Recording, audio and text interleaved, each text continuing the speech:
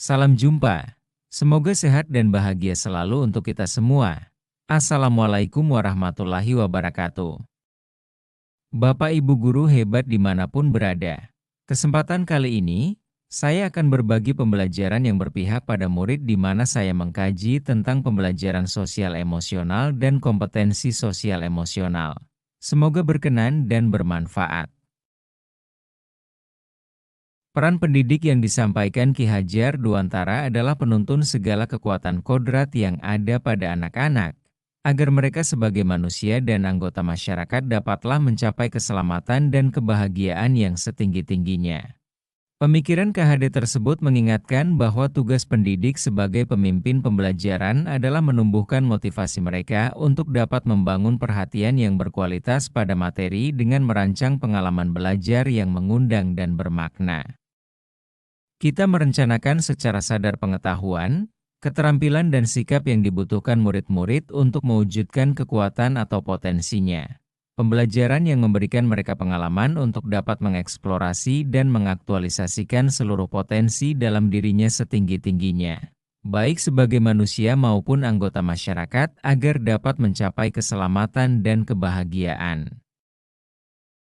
Marilah bersama-sama memahami dan mengkaji tentang definisi pembelajaran sosial dan emosional. PSE adalah pembelajaran yang dilakukan secara kolaboratif oleh seluruh komunitas sekolah.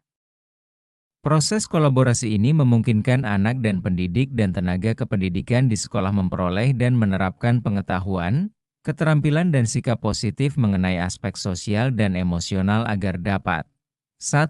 Memahami, menghayati, dan mengelola emosi, kesadaran diri. 2. Menetapkan dan mencapai tujuan positif, pengelolaan diri.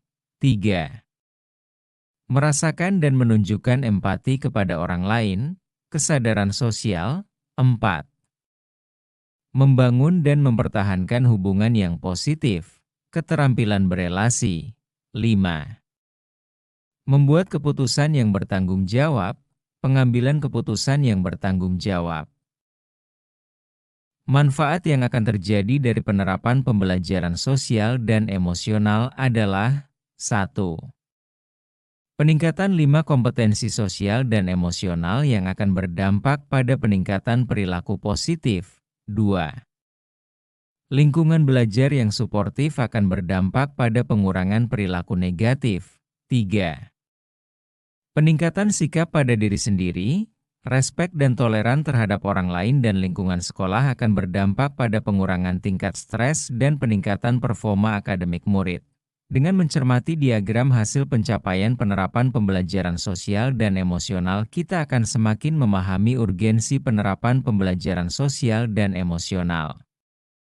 Mengintegrasikan pembelajaran sosial dan emosional di kelas tidak hanya akan berpotensi menghasilkan pencapaian akademik yang lebih baik, namun juga memberikan pondasi yang kuat bagi murid untuk dapat sukses dalam berbagai area kehidupan mereka di luar akademik, termasuk kesejahteraan psikologis, well-being, secara optimal. Apa itu well-being? Well-being disebutkan juga sebagai kesejahteraan psikologis. Menurut Kamus Oxford English Dictionary, well-being dapat diartikan sebagai kondisi nyaman, sehat, dan bahagia. Well-being adalah sebuah kondisi individu yang memiliki sikap yang positif terhadap diri sendiri dan orang lain, dapat membuat keputusan dan mengatur tingkah lakunya sendiri, dapat memenuhi kebutuhan dirinya dengan menciptakan dan mengelola lingkungan dengan baik, memiliki tujuan hidup dan membuat hidup mereka lebih bermakna, serta berusaha mengeksplorasi dan mengembangkan dirinya. Nobel and S1 MCHE Pronunciation Grad, 2016, menyebutkan bahwa well-being murid yang optimal adalah keadaan emosional yang berkelanjutan, relatif stabil, yang ditandai dengan sikap dan suasana hati yang secara umum positif, relasi yang positif dengan sesama murid dan guru, resiliensi, optimalisasi diri, dan tingkat kepuasan diri yang tinggi berkaitan dengan pengalaman belajar mereka di sekolah.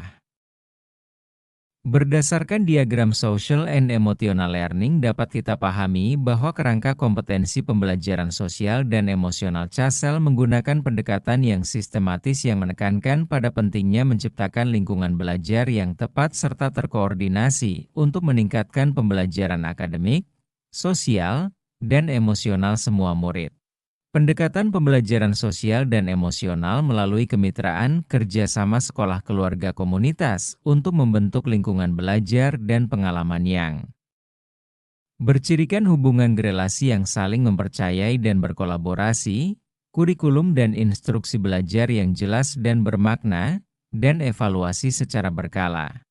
Dapat saya pahami bahwa CASEL singkatan dari Collaborative for Academic and Social Emotional Learning adalah sebuah kerangka pembelajaran sosial emosional yang didirikan tahun 1995 oleh sekelompok pendidik psikolog, diantaranya Daniel Goleman, perintis konsep kecerdasan emosional, untuk mengupayakan pembelajaran 5 kompetensi sosial emosional.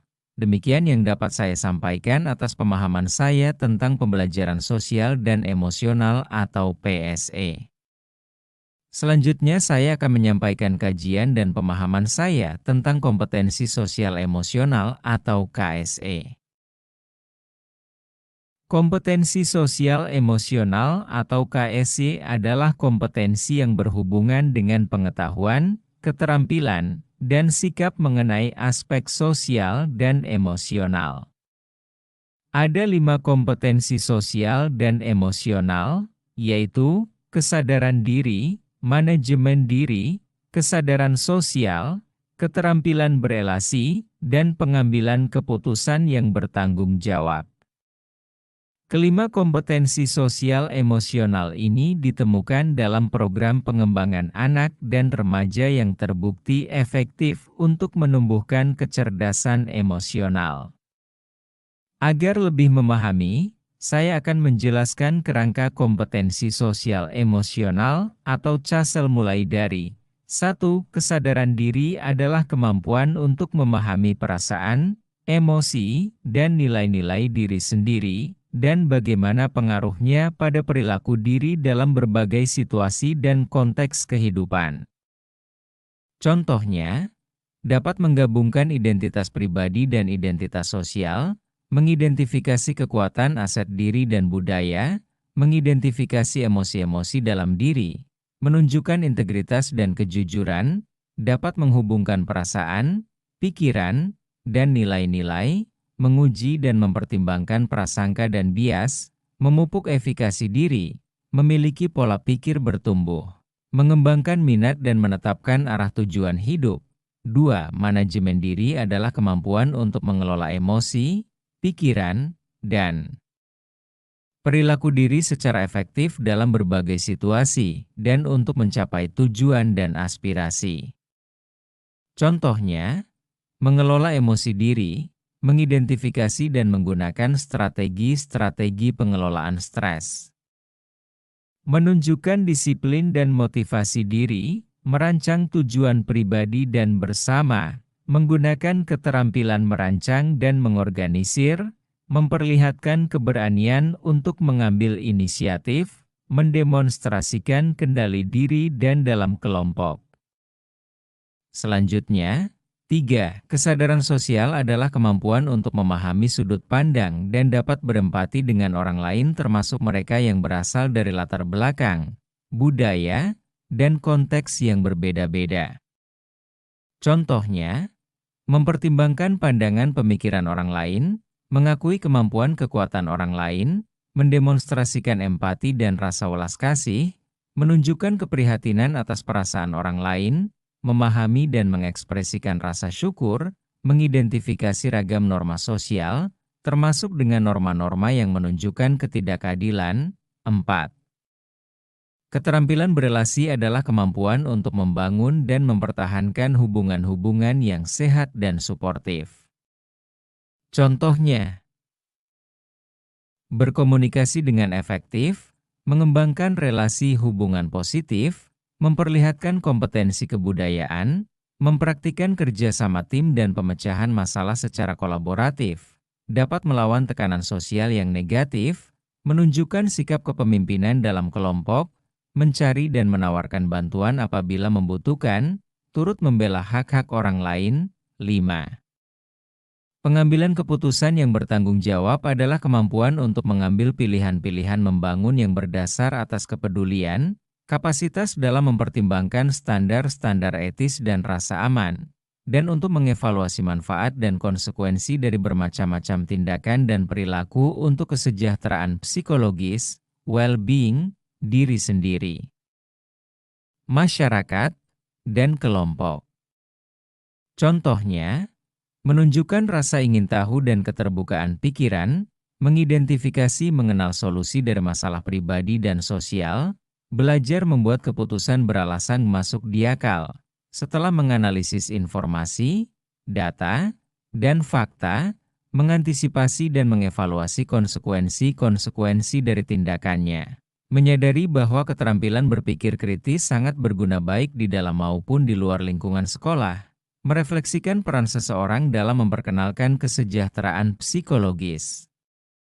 Well-being, diri sendiri, keluarga, dan komunitas, mengevaluasi dampak pengaruh dari. Demikian yang dapat saya sampaikan tentang pembelajaran sosial emosional dan kompetensi sosial emosional. Semoga bermanfaat. Wabillahi taufik wal hidayah. Wassalamualaikum warahmatullahi wabarakatuh. Terima kasih.